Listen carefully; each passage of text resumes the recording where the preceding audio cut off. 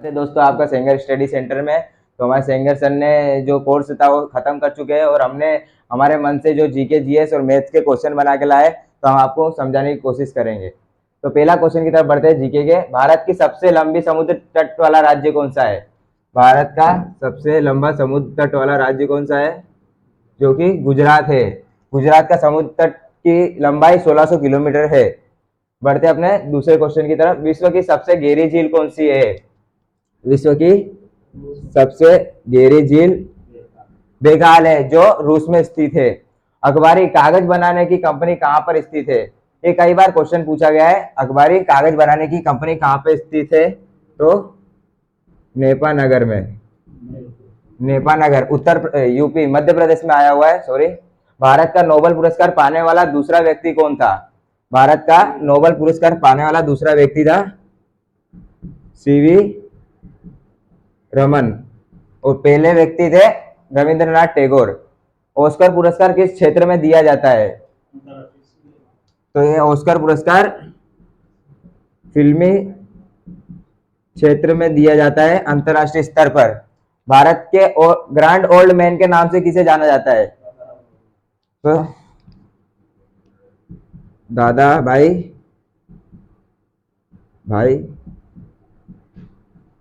नौरोजी। भारत के grand old man के नाम से दादा भाई नौरोजी को जाना जाता है। पानीपत का तीसरा युद्ध कब हुआ था? तो दोस्तों पानीपत का तीसरा युद्ध 1761 में हुआ था, और ये पानीपत हरियाणा में आया हुआ है। कई बार इसके क्वेश्चंस भी आए हुए हैं। नाथुल्ला दर्रा कहां पर स्थित है? नाथुल्ला दर्रा सिक्किम में स्थित है। यूएनए का मुख्यालय कहाँ स्थित है?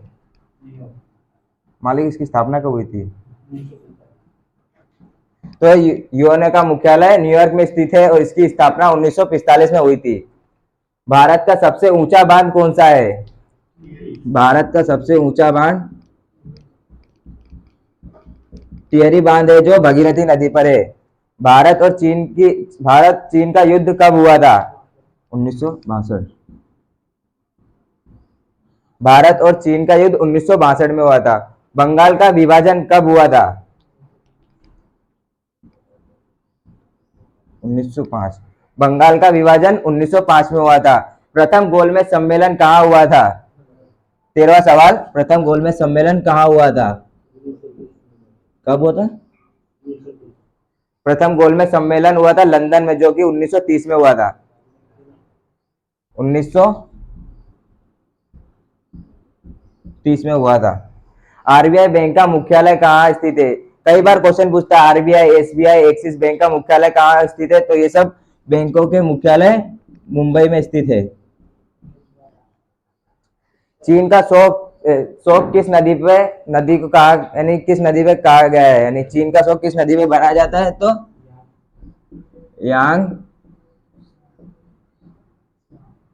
यांगसिक्यांग नदी पर चीन का शोक बनाया जाता है। तो भाइयों ये थे जीके के क्वेश्चन। अब अपने बढ़ते हैं साइंस की क्वेश्चन की तरफ। तो बढ़ते हैं अपने साइंस के पहले क्वेश्चन की तरफ। पानी का घनत्व कितना होता है? पानी का घनत्व 4 डिग्री सेल्सियस होता है, और क्वथनांक 100 डिग्री सेल्सियस होता है। ध्वनि में वायु में कितना वेग होता है? ध्वनि में वायु का वेग 332 मीटर प्रति सेकंड होता है। मानव शरीर की सबसे मजबूत हड्डी किसकी होती है? मानव शरीर की सबसे मजबूत हड्डी होती है जंघा स्थित, जिसे फीमर भी कहते हैं। रक्त का सैनिक किसे कहते हैं? रक्त का सैनिक किसे? ये श्वेत रक्त कणिका को कहते हैं। मलेरिया किस जीवाणु से होता है? किससे होता है मलेरिया? यह भूल गया था मालिक। मलेरिया यह प्रोटोजोआ जीवाणु से होता है। हृदय की धड़कन किस यंत्र से मापी जाती है? हृदय की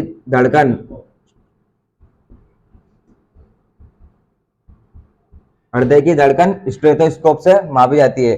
चूहे के काटने से कौन सा रोग होता है? ये कई बार एक क्वेश्चन आया हुआ है। चूहे के काटने से कौन सा रोग होता है? चूहे के काटने से प्लेग नामक रोग होता है। इंसुलिन की कमी से कौन सा रोग होता है? ये 2023 15 जनवरी में ये क्वेश्चन आया था आर्मी के जीडी में। इंसुलिन की कमी से कौन सा रोग होता है? तो मधुमेह, मधुमेह, मधुप्रमेह और डायबिटीज भी जिसे कहते हैं। वाहनों में कौन सी गैस निकलती है? वाहनों के साइलेंसर में से कौन सी गैस निकलती है? तो सी, कार्बन मोनोऑक्साइड गैस निकलती है। यूरिया एवं पित्त का निर्माण कहाँ होता है? यूरिया एवं पित्त का निर्माण यकृत में होता है।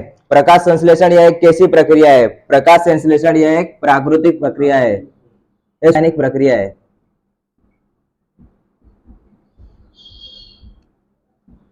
प्रकाश संश्लेषण यह एक रासायनिक प्रक्रिया है। बच्चे की जाति कौन तय करता है? जो बच्चा होता है उसकी जाति कौन तय करता है? तो पिता तय करता है बच्चे की जाति। सबसे भारी धातु कौन सी है? सबसे भारी धातु है ओस्मियम।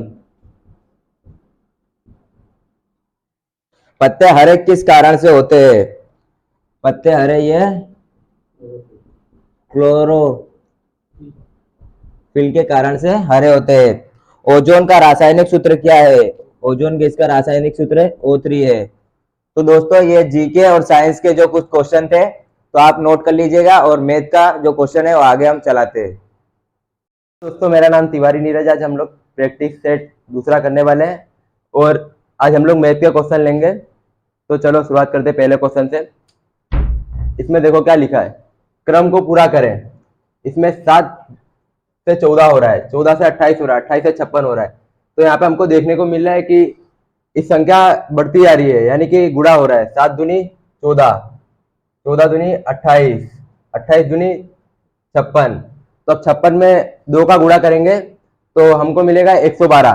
तो यहाँ पे आ जाएगा 112, इसका आंसर होगा। अब हम दूसरे क्वेश्चन पे आते हैं। इसमें लिखा है मूलधन ज्ञात करो। मूलधन ज्ञात करना है, ब्याज दिया हुआ है अपने को इसमें, जिस पर 14% वार्षिक दर से 2 वर्ष में 126 प्राप्त होता है। तो इसमें किस राशि पे प्राप्त होता है 126, वो अपने को ज्ञात करने का है। तो 126 इसका सूत्र I multiply 100 R multiply N। तो अब P ज्ञात करने का है हमको। I 126 दिया हुआ है गुणा 100 और R दिया हुआ है 14, वर्ष से 2, N को वर्ष बोलते हैं हम लोग। और फिर अब यहाँ पे 2 से 50 कट जाएगा बराबर, और 14 निम्मा 126, तो 9 50 निम्मा 450, तो इसका आंसर हो जाएगा 450। चलो अब तीसरे क्वेश्चन की ओर बढ़ते हैं। एक वृत्त का व्यास 14 सेंटीमीटर है, तो वृत्त का क्षेत्रफल ज्ञात कीजिए। यहाँ पे ध्यान देना, व्यास दिया हुआ है, व्यास नहीं दिया हुआ है। तो व्यास दिया हुआ है तो त्रिज्या का व्यास आधा होता है। तो अब इसका सूत्र होता है वृत्त का क्षेत्रफल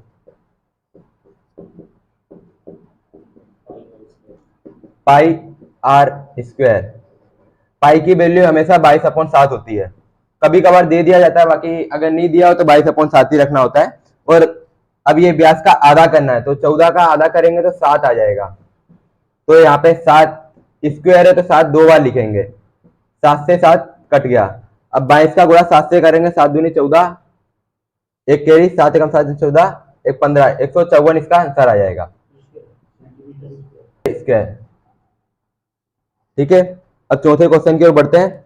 यदि x बराबर 3 और y बराबर 5 हो तो x cube minus Y square ज्ञात कीजिए।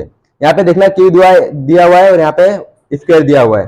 तो अब यहाँ पे अपने करेंगे, ये सूत्र लगाएंगे, x3 माइनस y2। तो x की वैल्यू कितनी दी गई है? 3 दी गई है, तो यहाँ पे 3 रखेंगे, 3 का क्यू माइनस y की वैल्यू कितनी दी गई है? 5 दी गई है, 5 का स्क्वायर। 3 का क्यू होता है 27 और 5 का स्क्वायर होता है 25। तो माइनस करने के बाद आ जाएगा आंसर, इसका 2 आंसर आ जाएगा। अब पांचवें क्वेश्चन, 212 का स्क्वायर 44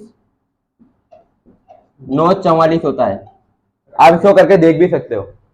अब छठे क्वेश्चन की ओर आते हैं। 3 से पूर्ण विभाजित संख्या ज्ञात कीजिए। अब इसमें हमको क्या करना होता है, मतलब अभी अपने वैसे करेंगे तो उसमें टाइम लगता है। तो इसमें डायरेक्ट 5 5 5 15 3 से कट रहा है, इन सबका प्लस करना होता है। 3 के पहाड़े में आता है 15, तो ये कट रहा है। और 8 और 3 11, और 11 और 2 13 होता है, तो ये नहीं कटता है, तो ये आंसर नहीं होगा। और 4 और 4 8, 3 के पहाड़े में नहीं आता, ये भी आंसर नहीं होगा। और 1 1 1 2, ये भी आंसर नहीं आएगा। तो इसका सही आंसर ये हो जाएगा 55 5 50। ठीक है, यहां तक समझ में आया। अब 7वें क्वेश्चन की ओर बढ़ते हैं। दो संख्या का अनुपात 1 3 का योग 240 है, तो अंतर बताइए। कितना है? 240। कितनी संख्या का? 4 संख्या का। तो 4 से कितनी बार में कटेगा? 4 6 24, 60 आ जाएगा यहाँ पे। तो एक संख्या का कितना मान होगा? 60। और 3 संख्या का 180। तो इसमें अंतर पूछा है, तो अंतर जब भी पूछे तो माइनस करना होता है। तो 180 में 60 माइनस होगा तो 120 आ जाएगा। यहां तक समझ में आया। फिर -2 मल्टीप्लाई, 8वें क्वेश्चन की ओर आते हैं। -2 मल्टीप्लाई 4, -2 मल्टीप्लाई 4 दो, -2 मल्टीप्लाई 4, तो यहाँ पे आंसर आ जाएगा -8। 4 दूनी 8 होता है, यहाँ पे माइनस का चिन्ह है, इसके लिए इसका आंसर माइनस में आ रहा है। ठीक है, तो बढ़ते हैं। जैसे देखिए यहाँ पे करता हूं मैं, x square plus 6x plus 8x, 8 लिखा है। X square plus 4x plus 2x plus 8। अब इसमें कॉमन क्या है? x कॉमन है इन दोनों के अंदर। दो दो पद के अंदर कॉमन लेने का, तो पहले दो पद के अंदर x कॉमन है, तो एक x बचा प्लस 4। ठीक है, फिर दूसरे पद के अंदर क्या कॉमन है? इसमें 2 कॉमन है, इसमें भी 2 है, तो 2 कॉमन लेंगे प्लस 2, x प्लस 4। ठीक है, फिर x प्लस 2, x प्लस 4, ये इसका आंसर हो जाएगा। x plus 2, x plus 4। अब 10वें क्वेश्चन की ओर बढ़ते हैं। इसमें क्या होता है? समान अनुपात याद करो। तो इसमें जो पहली और आखिरी संख्या होती है इन दोनों का गुणा होता है, और जो दूसरी और तीसरा अनुपात होता है उसका गुणा होता है। तो 4 मल्टीप्लाई 4 डिवाइड बाय 2, तो अभी ये कट जाएगा। 4 दूनी 2 दूनी 4, 2 आ जाएगा, तो 4 दूनी 8 आ जाएगा। 11वें क्वेश्चन की ओर बढ़ते हैं। त्रिभुज के तीनों कोणों का योग कितना होता है? तो त्रिभुज के तीनों कोणों का योग 180 होता है, ये ध्यान रखना, ये काफी बार पूछा गया है। अब साइन 60 की कीमत कितनी होती है? तो साइन 60 की कीमत √3 डिवाइड बाय 2। ये भी क्वेश्चन बहुत बार पूछा गया है, ये भी याद कर लेना आप। एक कार को 15 आदमी 14 दिन में करते हैं, तो 6 आदमी उस कार को कितने दिन में करेंगे? अब इसको ऐसे करते हैं, 15 मल्टीप्लाई 14 6, 6 2 से कटा है 3 आ जाएगा, ये 2 से कटेगा 7 आ जाएगा। 3 पंचे 15, 7 पंचे 35, तो इसका राइट आंसर हो जाएगा 35। तो अब 14वें क्वेश्चन की ओर बढ़ते हैं। 3x स्क्वायर 375 हो, तो x की कीमत ज्ञात कीजिए। तो x3 की कीमत ज्ञात करनी है 375 डिवाइड बाय, ये नीचे आ जाता है 3 आ जाएगा, तो x3 इक्वल टू 125। 125 5 का घन होता है, तो x बराबर 5 आ जाएगा। 1045 की कीमत याद कीजिए। इसका सूत्र होता है sine theta equal to cos theta. यहाँ पे 45 दिया है, तो यहाँ 45 रखेंगे। 1/2 होती है 45 की कीमत, और कोस की भी 1/2 होती है, तो ये कट जाएगा, तो इसका आंसर आ जाएगा 1। अब रीजनिंग के क्वेश्चन की ओर बढ़ते हैं। यहाँ पे देखिए 2 4 6 8 10, ये सब 2 के पहाड़े में आते हैं। 2 एकम 2, 2 3 4, 2 4 6, 2 4 8, 2 5 10, तो आने वाली संख्या क्या होगी? 12 होगी, तो इसका राइट आंसर 12 है। हथेली का संबंध हाथ से होता है, तो तलवे का संबंध किससे होता है? हथेली हमारे हाथ में होती है, और तो तलवा पांव से होता है, पैर। ठीक है, गाय का संबंध घास से है, तो शेर का संबंध मास से, मास। अब चौथे क्वेश्चन की ओर, मून को 24448 से लिखाते हैं, तो आफ्टर 56791 लिखते हैं, तो नोट को कैसे क्या लिखेंगे? तो देखिए यहाँ पे एन में 8 लिख रहे हैं, तो एन 8 आ जाएगा, और ओ को क्या लिख रहे हैं? 4 लिख रहे हैं, 4 आ जाएगा, और टी को 7 लिख रहे हैं, तो इसका सही आंसर हो जाएगा 847। तो अब ये पांचवें क्वेश्चन की ओर बढ़ते हैं। ए बी सी कितना डिफरेंट है? एक का डिफरेंट है। सीई एक का डिफरेंट, जी एच इसमें भी एक का डिफरेंट है। यहाँ पे आ जाएगा, एक का डिफरेंट करेंगे तो आई आ जाएगा, ठीक है।